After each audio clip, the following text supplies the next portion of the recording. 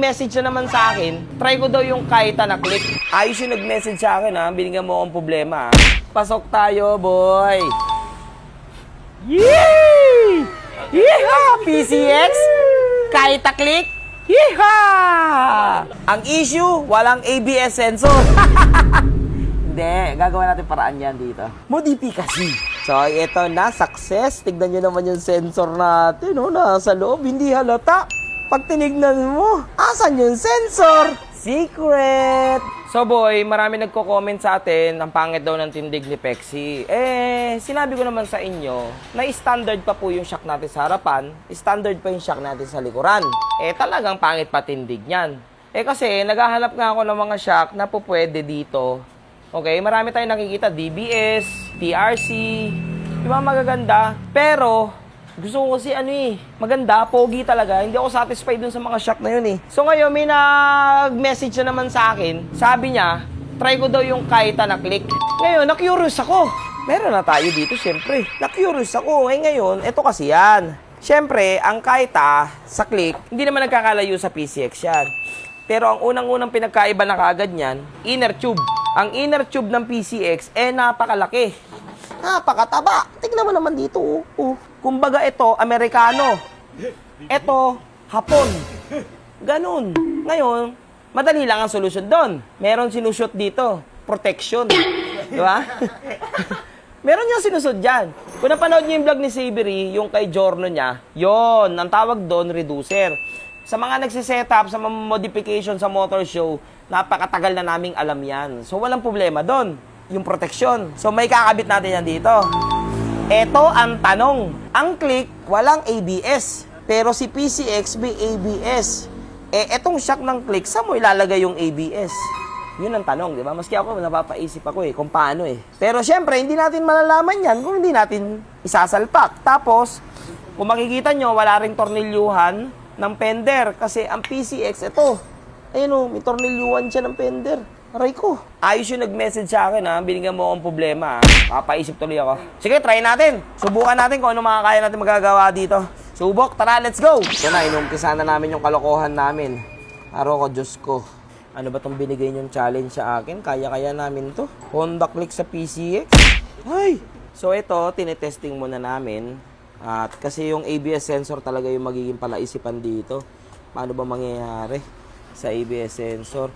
So, tetestingin namin kung saan pwede ilagay or mag-fabricated ng sensor para tumutok sa magnet. So, ganito ang itsura niya, no? Sheesh! Ito na yung ating protection dito sa Hapon. Ito na yun. Yeah, shoot yan dyan. Mga kalokohan mo. Yan, ganyan yan. Pasok yan dito sa ilalim. Yun, no? I-shoot natin yan dito sa ibabaw. Yun, no? Yan.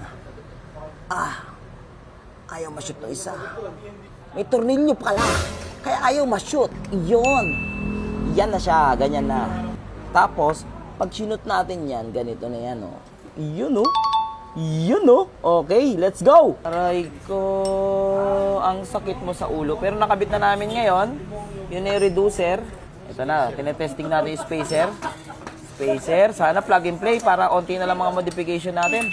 Pasok! Pasok tayo, boy! Yee! Yeehaw! PCX? Kaita click? Yeehaw! Wala pang magic lower dyan. Ang ganda! Sheesh! Sa mga may alam, punta na sa BCK Garage. Ang issue, walang ABS sensor. Hindi, gagawin natin paraan yan dito. So, ito yung ating caliper dati kay Fantasma. Yung traction natin. Yan, kakabit lang muna natin dito. Testingin lang muna natin. Wow! Sheesh! Anong sinasabi ko? Pre-wheel! 4-pot caliper na. Testing lang naman yan. Ginagawa kami ngayon, itatago namin yung ABS sensor dito. Titignan ko kung effective yung naiisip namin ni Kuya Russell. Ayan, parang ganyan. Gagawin namin palaman. Kasi ito, sa Kaita, patingin ako Kuya Russell. Display lang naman to. So, parang nakaganyan yan dyan. Nakatago dyan yan. Tapos, nandito yung... Aray ko po, mainit. Nandito yung... Yan. Nandyan sa loob. Modifikasi. So, ito na. Success. Tignan nyo naman yung sensor natin. Nasa loob. Hindi halata. Pag tinignan mo, asan yung sensor? secret. De, joke lang. Pinakita ko lang sa inyo kung paano para alam ninyo. Modification. Ang linis, oh. Ang linis tignan. Hindi mahanap yung sensor. So, inabot na kami ng kinabukasan kasi hindi talaga plug and play yung ginawa natin. Pero tignan nyo naman yung resulta ng ating malikot na isip. So, kung makita nyo yung mga spacer natin, washer-washer lang, pang sukat lang. Tapos, ABS natin, kita nyo, linis. O, may ABS. Okay? Tapos, napakabit na natin yung 4-pot natin, pero naka-stock master lang muna ako. Okay? So, ngayon, para masubukan natin kung perfect talaga, dapat, hindi, mawawala dapat yung ABS na sensor. Yung logo. Ayun siya. Lapit mo. Yeah, para makita nila, yung ABS. Yan, dat mawawala yan.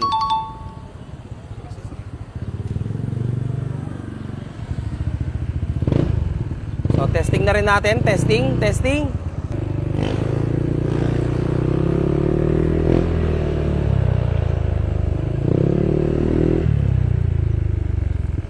Harap lang, oh. Lakas, oh.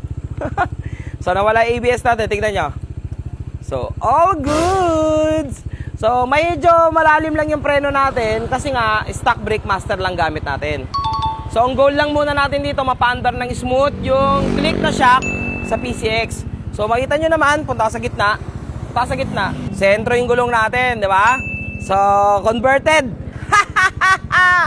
So, ang pogi, di ba? Tapos, hindi pa natin na-magic lowered dyan. Standard pa yan, pero parang hindi na natin kailangan ni magic lowered, no? Lambot nga lang. Okay? So, ito yung standard ni Kaita na pang-click. Kapogi, no? Oh. Alright! So, mission success tayo sa ating ginawang conversion ng click na Kaita to PCX. May ABS. Walang check engine. So, syempre, para makita nyo na maayos yung tindigan ngayon ni Pexi, montage! Damit nyo ay isip sa akin ang iyong idol and fit them. Make me